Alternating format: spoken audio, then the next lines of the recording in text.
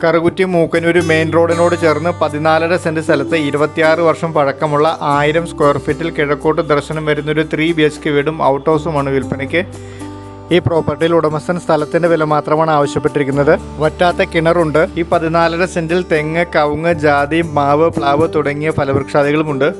Car porch, sit out, living and dining area, kitchen, work area, ഒരു common bathroom, 3 ബെഡ്റൂമുകളും out ഹൗസും ഉൾപ്പെടെ ഈ പ്രോപ്പർട്ടിക്ക് ഉടമസ്ഥൻ ചോദിച്ചിരിക്കുന്ന പ്രൈസ് പെർ സെൻറ്റിന് 4,75,000 രൂപയാണ്. ഈ തുക നെഗോഷ്യബിളുമാണ്.